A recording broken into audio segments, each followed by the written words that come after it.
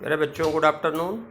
आज हम लोग बादलों की काव्य सृष्टि पाठ के अभ्यास का अध्ययन करेंगे। इस पाठ को हम लोगों ने पढ़ा है, आप इसको पढ़िए। जो शब्द कठिन हैं वह लिख कर रखिए, कल जूम क्लास में उसका अर्थ मुझसे पूछिए, और नहीं तो फ़ोन करके भी आप पूछ सकते हैं। बच्चों देखिए, इस पाठ में दिया हुआ है, इसके अभ्यास में पेज नंबर 22, मैंने समझा। आप क्या समझे, इस पाठ से आपको क्या जानकारी मिली वह आपको लिखना है। तो इस पाठ में हमें बादलों से संबंधित वैज्ञानिक व साहित्यिक जानकारी प्राप्त हुई। बादलों के प्रकार मालूम हुए। तो बच्चों आपको ये लिखना है। फिर आगे शब्द वाटिका दी गई है। शब्द वाटिका में देखिए, पहला शब्द है कुदरत। कुदरत का अर्थ होता है प्रकृति। हिंदी में इसे प्रकृति कहते हैं, इंग्लिश में नेचर कहते हैं। दूसरा शब्द है यथेष्ट।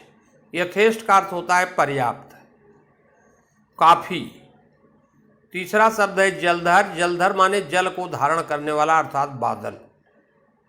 दृप्त का अर्थ है प्रचंड। जुदे माने जुदा, अलग होना। वलय माने घेरा। अनंत माने अंतहीन। उत्तुंग माने ऊंचे। यागचित माने कभी। उपशम माने इच्छा। वासरी माने छोटा घर। उत्कट का अर्थ होता है तीव्र। अकूत का अर्थ होता है अत्यधिक। अमर्याद का अर्थ होता है असीम। तो ये तो आपके शब्द वाटिका में शब्द दिए गए हैं। इसके अतिरिक्त आपको जिन शब्दों का अर्थ नहीं आता वो आप पूछ सकते हो। आगे देखिए बच्चों, बहुत अच्छी आपके स्वास्थ्य संबंधी जानकारी दी गई है। यहाँ पूछा गया है, आपको स्वयं अध्ययन करना है। मच्छरों के कारण फैलने वाले रोगों के संदर्भ में वैज्ञानिक जानकारी अंतर्जाल पुस्तकालय से प्राप्त करो। तो देखिए, वर्षा के सीजन में मच्छर बहुत अधिक हो जाते हैं। चारों तरफ पानी लगा रहता है, गंदगी रहती है। इसके लिए आपको ध्यान देना है कि कहीं पानी आपके घर में आसपास में इकट्ठा ना हो, कहीं गंदगी ना हो, जिससे मच्छर कम से कम उत्पन्न हो।